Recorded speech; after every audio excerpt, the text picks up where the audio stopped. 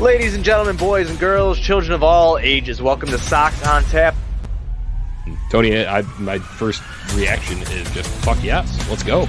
Sox versus Detroit. That's where it all starts. It all starts taking care of business in-house in the Central Division. That's right, I'm a meatball. You got to bring that top button swag, baby.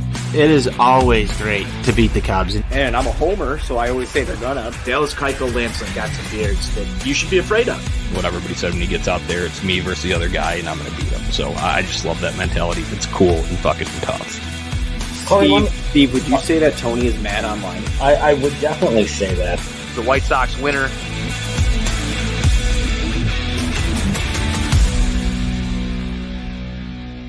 White Sox fans, welcome into the Sox on Tap post-game show. It's Jonnie Nani here alongside NWI Steve discussing White Sox split. Steve, you've been reactivated from a 5-day IL. It is good to have you back, my friend.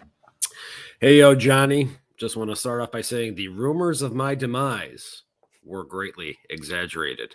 Despite my best efforts, I have returned from the Lone Star State.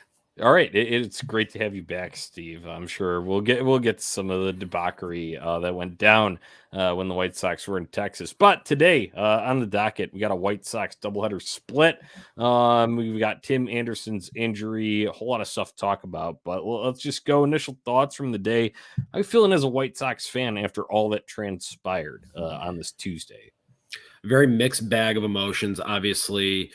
Before the first game even started today, kind of getting some of the news circulating about the injury with TA, the severity of it, kind of hitting people pretty hard here, and just realizing that 4 to 6 weeks without him, despite the fact that he has not been playing well since he came back from his initial IL stint, it's still a tall order for this team that they've just had to try to overcome so much this year in the way of injuries and underperformance. And now you add another layer onto this during the most vital stretch of the season. So you had that leading into the game this afternoon. And, that first game was just a lot of what we've seen throughout the course of this season. And fortunately, they were able to rebound in game two to get the split, which, hate to say it, but I feel like that's what most of us were expecting coming into today here. If you just went in there and got the split, I think 90% of Sox fans, that's what we were anticipating. Right. Yeah, I was definitely anticipating it because we're now up. We've got the counter going. I know Sean Roberts, our guy, started it here a couple series ago, but we're now up to 23 series opening losses on the year, Steve. And that accounts for a large chunk of your overall losses. And I haven't done the math on what they've actually won on those. Don't know exactly the breakdown in series when you go back and look at it. However, it is a hashtag set the tone problem. That does not hashtag set the tone, and that is hashtag confirmed.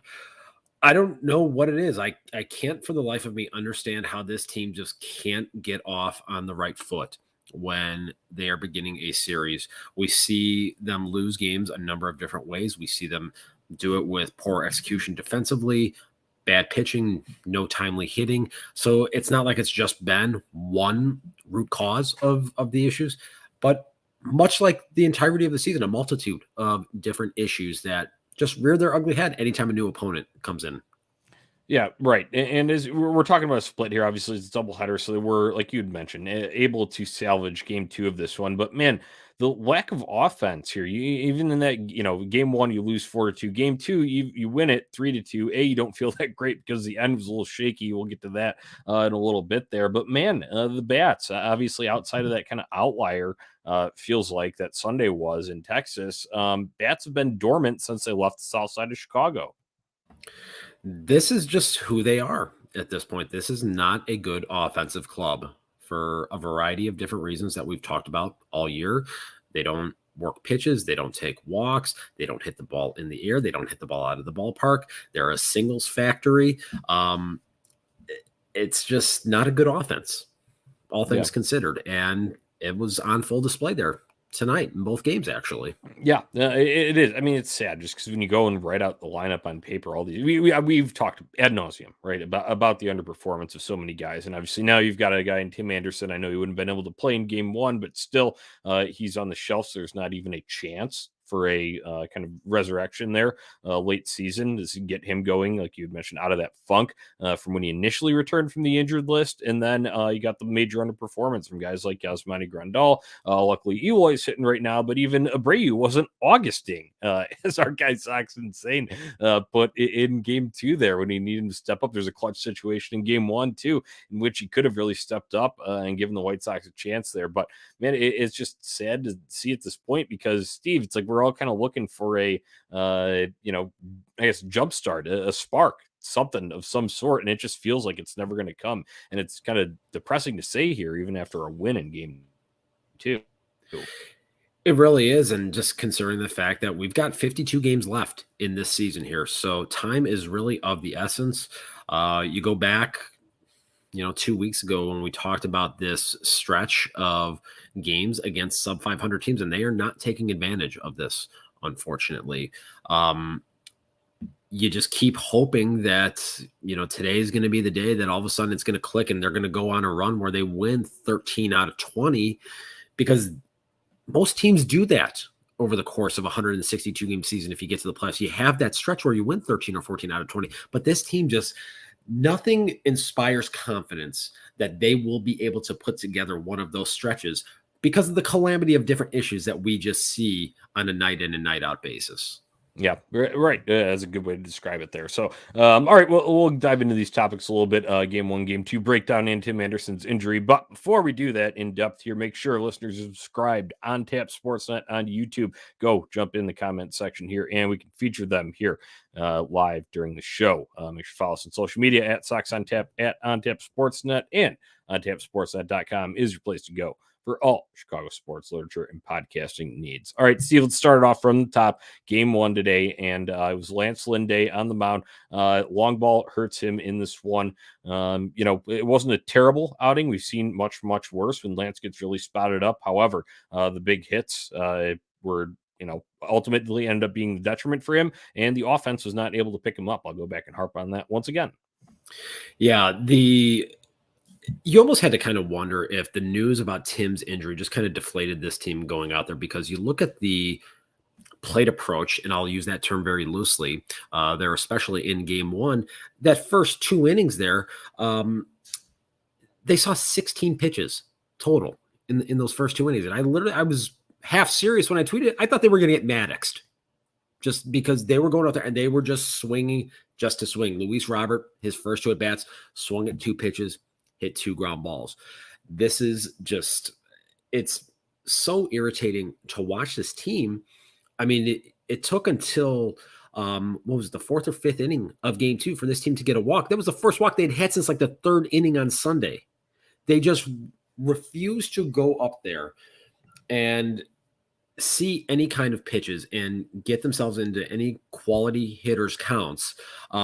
Josh Harrison obviously was able to help get the team on the board and give them an early lead in game 1, hitting the ball out of the ballpark. And it kind of tells you a lot about the state of this team, that in the last 50 games, the only guys that have hit at least 5 home runs are Josh Harrison and Luis Robert. Jeez, that's an insane stat there. You don't want to talk about another one here. It's not like the White Sox didn't have their chances. I know it was fairly sparse offensive day, fairly sparse offensive season. However, it's not for a lack of having some opportunities, and they just are not letting me use my favorite word, Steve, and that's opportunistic. Our guy Peabodes asked how many to leave stranded in game 1. That was 7. The answer there is 7 in this one. I can go and point to a few specific instances, and that's specifically in the top of the 6th. They get a 1st, 3rd situation. Once again, August Abreu, not Augusting there. He leaves him stranded on there, kind of a little weak line out to the second baseman. And then in the top of the 8th, you get 1st and 2nd with 1 out. Robert does put a decent charge into it, lines out to center, and then Eloy just looks foolish. Granted, Shadows might have been playing a little bit there, but that ain't no excuse. You got a job done there, especially when you're trailing in a game. So more of the same shit from the White Sox offense here, Steve. Yeah, and you talk about the lack of being opportunistic, that opportunity that was wasted in the top half of the 6th inning. What happens then immediately in the bottom half? Nick Pratto goes out there, hits the 2-run homer, Oppo, to give the Royals a 4-1 lead and basically put that game away. We've seen that so many times this year. It's a kick in the dick. Exactly. That's exactly what it is. They go out there, they have an opportunity to at least tie the game, if not take the lead with a big clutch hit. They don't do it, and then immediately the opposition is able to go and tack on additional runs. It's just it feels bad. Like I guess I just describe it there as kicking. Like you feel that pain, like as a fan. Like, don't get me wrong. I'm sure they, Jose Abreu's disappointed. He didn't get the job done. He feels like he let his teammates down. Okay, but we're running out of time here. Like there's no more. Oh, it's still early. No, it's not. There's 52 games left. I will say there was some contentious things on the broadcast that made me want to mute it for a while today. In the first game, especially. However, one thing that I did hear was that it's a long sprint here to the end. I think that was a good way to sum it up by Jason Benetti and Steve Stone. That's what you're in here. So, you really got to, kick it into high gear. But anyway, we can wrap up game one because unfortunately White Sox not able to take advantage of any of their opportunities in this one. It was a 4-2 final. So we move on to game two, and it was Davis Martin getting the call, getting the ball in that game. And dude, this guy shoved. It was, he's not a everyday rotation type yet. However, when he's been called upon for these spot starts, where he made his MLB debut here, he comes back and he puts the White Sox in a position to win, Steve. Davis Martin is really kind of showing himself to be a viable starting pitching option for this team going forward, whether that's later on in this season when Michael Kopech inevitably gets shut down due to his innings limitations, or even going into next year. He's going out there and, he was pumping 96, 97 today, and we haven't seen a lot of that from him, but he was doing that with pretty good regularity today. The stuff looked pretty crisp for the most part, aside from the home run he gave up to Vinny Pasquantino, who was just, all over Sox pitching here today. But aside from that, you have to be really impressed with what we have seen from Davis Martin to this point here in his brief cup of coffee with this team here in 2022. I concur. Let's talk about the line here. 5 2/3, 3 hits, 1 earned run. It was that home run that you mentioned, 1 walk and 3 strikeouts. It is very refreshing when you can have this guy come up and take the ball and feel like you're, like I said, in a position to win. That's the biggest thing, because I feel like in years past, some of these options have just kind of been get me over, right? It's get me through this scenario. And the White Sox were, kind of doomed from the start. It felt like that's not the case when Davis Martin takes the ball. All right. Speaking of rookie players here, how about Lenyn Sosa? Big congrats, shout out for his first career home run. Steve, the pitchers love Sosa. That is hashtag confirmed. I'm a longtime Lenyn Sosa guy, so let's just get that out there right now for public consumption. He swung the bat outstanding tonight. He had obviously a base hit in his second at bat, was robbed of another base hit by a sliding play in right field later on in the game. Just the at-bats looked outstanding here tonight. He looked like a guy that was poised in the batter's box, put himself in position to be dangerous in the batter's box. And I mean, that ball that he hit in the third inning, that thing was just fucking nuked. They got to be on lookout in Barbecue City right there. Some cow or some cattle out there could have gotten seriously injured by that. Yeah, and you know what is nice, Steve, is because I feel like there were a couple of instances today in which a Royals pitcher missed with their spot, right? And the White Sox it seems like infrequently this year, make an opposing pitcher pay. Lenyn Sosa, maybe it's because he's been away. Obviously, most of the year he had his brief cup of coffee, and this is his second call up here, just like 3 games in. Maybe it's because he's been away from all that negative energy and whatever. He was able to be the outlier in this, but it was so nice to see a White Sox pitcher take advantage of an opponent's mistake. You're absolutely right. That was an absolute spinner up there, and that's the type of pitch that you make that mistake at the major league level, that should get hammered. So to see Sosa go out there and jump on that pitch, put an aggressive swing on it, and he got every fucking inch of that thing. And it was great to see. Yeah, you absolutely do. Love to see it. So that was how the White Sox opened the scoring in that game too. We had another. It's your favorite, Steve, the multi-home run strategy, because it was deployed. Hey, 6th inning. solo shot out to right center field. Yoan Moncada, very nice to see him lace one after having a few hard hit balls earlier in the day. It is just a very nice visual to watch it go out. And obviously at the time gives the White Sox a 2-1 lead, the go ahead run here. Yeah, definitely nice to see Moncada finally put one over the seats again here. When he's able to connect, I mean, that swing is so visually appealing. We just haven't seen enough of it. And he has been in the midst of a stretch where he's taken a lot of called third strikes again, and obviously drawing a lot of the ire of the fan base on twatter.com. So to see him put some good swings out there tonight and go put one over the wall there in a big spot to give this team the lead when they needed it. Hopefully he can start to build some positive momentum here, because obviously with Timmy being on the shelf for the foreseeable future, somebody has to step up here right now, because it can't just be all Eloy, Jose Abreu, and Luis Roberts. Somebody else has to find a way to start making contribution.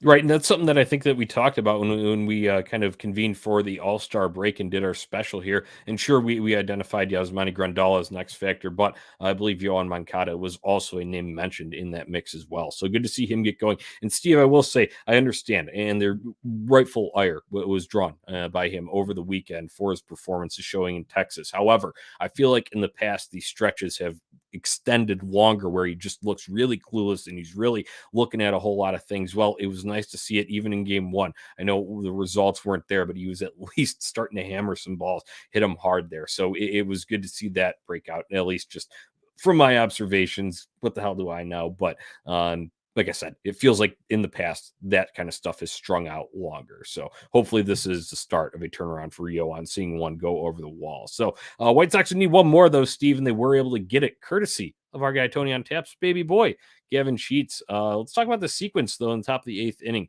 Eloy, who was a little bit of a menace tonight. I know not all of them were hard hit. However, he did have 3 hits prior to this. So he draws a walk in the eighth inning. And then shrewd move, Tony La Russa. I mean, it was pretty obvious what you needed to do there, especially with Luis Robert on the bench. However, he pinch runs for him, and then Gavin Sheets steps up, delivers that double down the line. Luis Robert able to score from first. Huge and needed insurance run here. Yeah. We talk all the time about adding on runs when you have opportunities to do so, because that's what needs to happen. This bullpen has not been spotless. Granted, they have been throwing the ball better here, I would say, in the last 2 weeks or so, but this team just plays so many close games that you're just never really comfortable. So when you do have that opportunity to add on a pivotal insurance run, you have to be able to take advantage of it. So to see Gavin go up there in that spot, and just get himself into and work a good at bat. He fouled off a couple of tough pitches in there, and when he's right, he's like a big lumberjack out there, swinging a log and just finding a way to find a hole and ultimately score a big run. I mean, hitting that thing down the line there, and it took a fortuitous bounce for the Sox for Robert to be able to score all the way from first base in that position there. So that was very important, and that turned out to be a very, very pivotal run. It turned out to be the game-winning run. It was a decisive one, because in that bottom of the ninth there, Prado would come through the sac fly. Liam Hendricks a little bit shaky, however, was able to close the door on this one, did end it with a strikeout, I believe. So, a little bit hard hit balls in front of there. So it was good to have that insurance run, especially in the back of our minds there as White Sox fans. Obviously, insurance on the scoreboard where it is most important there, able to lock it down. White Sox take this one. But, man, I'd be remiss if I just didn't go back and say, God, can we please stop playing these games and just beat the shit out of someone for once, Steve? Well, they had a blowout victory on Sunday, so that's their quota for the next 10 days. Right. So yeah, we've got to be prepared for a bunch of nail biters here. Okay, gotcha. All right, that's fair. Listen, I don't make the rules. Right. That's right. That's just how the system operates. The 2022 WS system here. So, all right, Steve, that about wraps it up here from this doubleheader in Kansas City. Bullpen did a solid job for the most part all day. Obviously, we mentioned the Hendricks little hiccups there. Was good to see Mr. Reynaldo Lopez back. And the reason he's back, well, I guess I would have found another way to do it. However, though, with Tim Anderson going to the IL, Reynaldo Lopez was a corresponding move there. But let's talk Timmy. We need to get into this, Steve, extended here. He's going to have surgery on a torn ligament in his hand. He is out approximately 6 weeks per the team. Hashtag confirmed. That is not of the positive variety there, though, Steve. Like you had said, he wasn't going all that well in terms of power, really being the kind of X factor player that he is.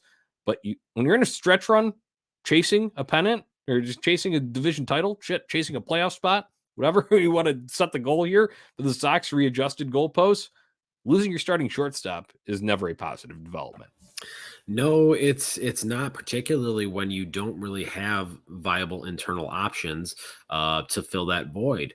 Unlike the last time when TA went down, Danny Mendick isn't here to have a hot stretch to try to pick up the slack and try to carry this team. What's also going to be interesting now is, Larry did not look right in the batter's box in game 2 here.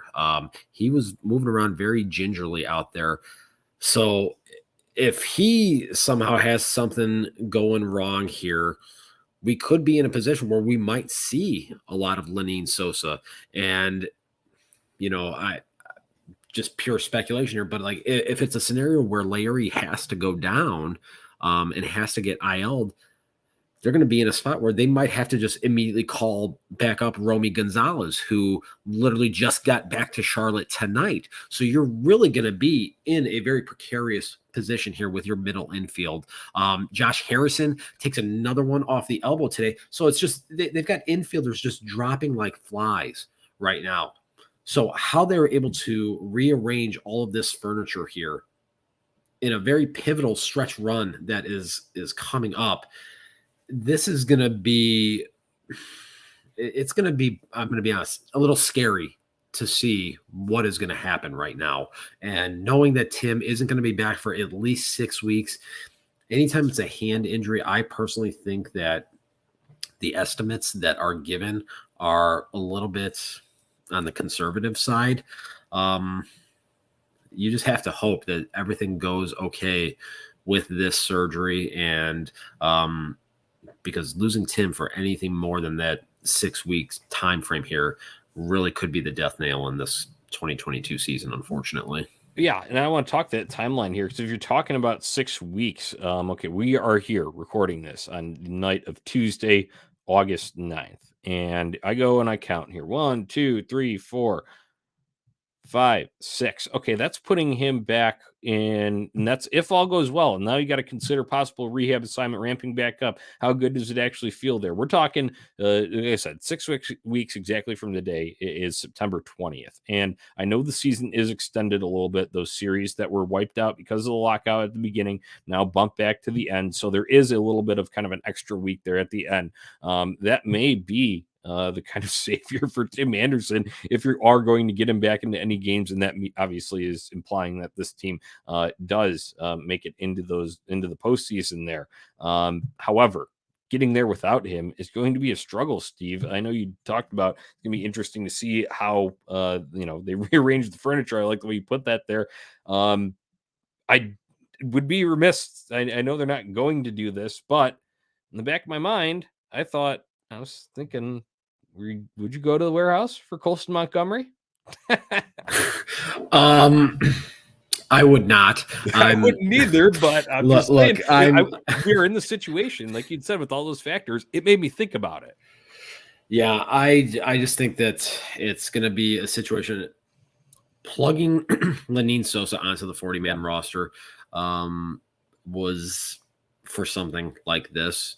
And knowing that Romy Gonzalez is back playing in Charlotte, I think those are the two guys that they're unfortunately going to have to lean on, unless, if Kenny Williams, gets his man again and just decides, hey, I'm going to take a flyer on Didi Gregorius since the Phillies got rid of him, which would not really inspire any confidence, because if you go and look at his baseball reference page for the last 3 years, you're going to vomit.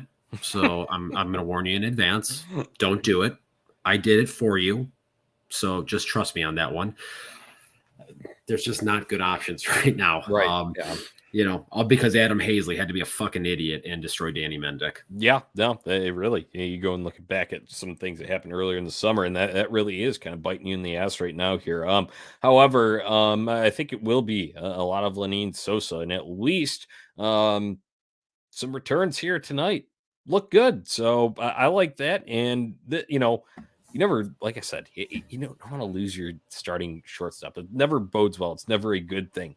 However, if there was a time to step up, there have been some miraculous things that happen in this game of baseball, and who knows? Maybe it's Lenine Sosa time. I'm probably going to get crucified for making this comparison here, but 2003, a young Miguel Cabrera gets called up at age 19 with the then Florida Marlins and plays a pivotal role in a team that kind of shocked the baseball world and going on to win the World Series. So you can see things like that happen. Unheralded guys that were not necessarily on the prospect radar. One of the things I was reading on Twitter.com today is people saying that Lenine Sosa isn't really a prospect because he was ranked number 20 on MLB Pipeline at the beginning of the season, who, by the way, they haven't updated their listings at all since the beginning of the season. So that's not really a very good measure. The fact of the matter is this is a guy that hit 15 home runs in Birmingham and had over a 900 OPS. And Birmingham is where Sox positional prospects typically go to die. So if you put up those numbers in that ballpark in the Southern League, which has historically been a pitcher's league, there's something there, because guys don't just go to Birmingham and hit 15 home runs in half a season. That's not how this works. Like, that's what guys like Luis Robert and Eloy were doing.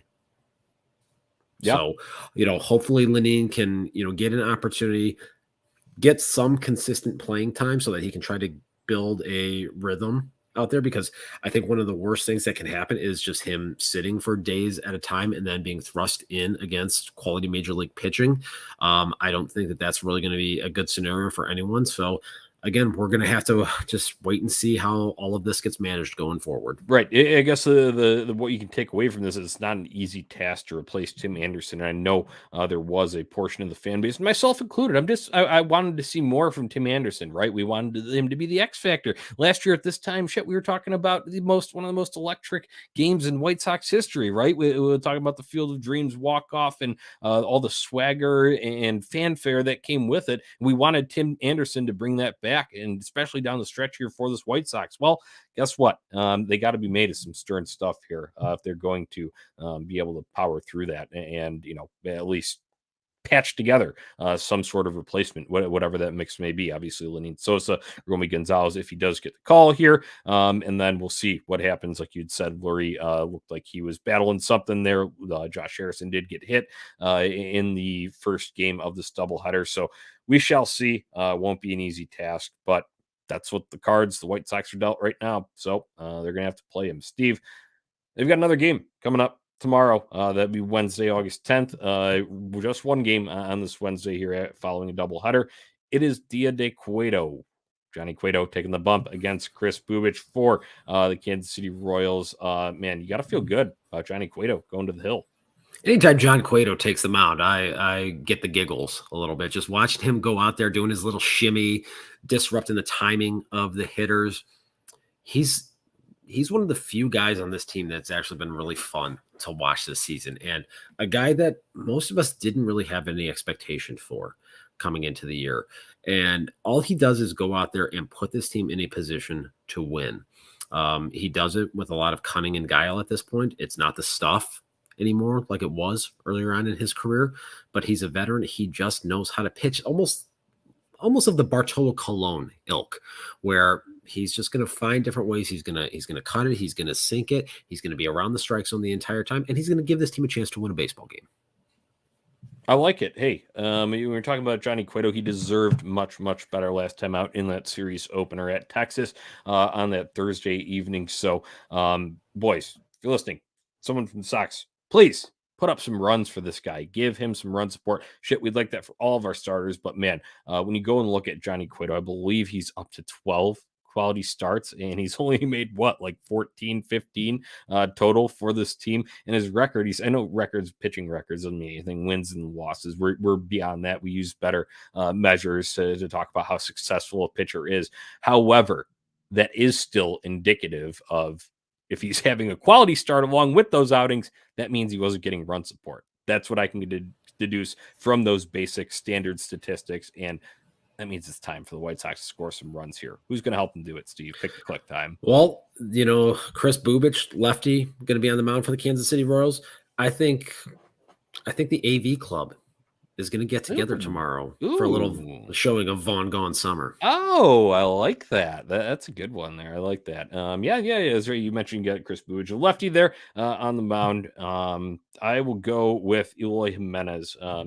Guys, Ben, you talk about, we've ragged on this offense a lot, and they've deserved it. Don't get me wrong. However, lost in that because of the team's overall performance is an Eloy Jimenez hot stretch, which he has only been continuing. So I will be cliche. I will ride the hot hand, as our guy Tony called for, to keep AJ Pollock in the leadoff spot. That was before the Tim Anderson injury. He's going to be there anyway. However, I'll go ride my hot hand. So are you saying that Anthony spoke it into existence? Yeah, I guess he did. I know that's not the circumstances we wanted, but I mean, the end result is that AJ Pollock will be in the leadoff spot for at least the foreseeable future until he cools down here. So that's another one too. I mean, I know AJ Pollock didn't have the kind of electric day that he did Sunday in Texas in that series finale. However, he's hot. You got to ride him while he's hot.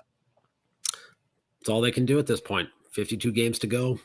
If you're producing, keep it going.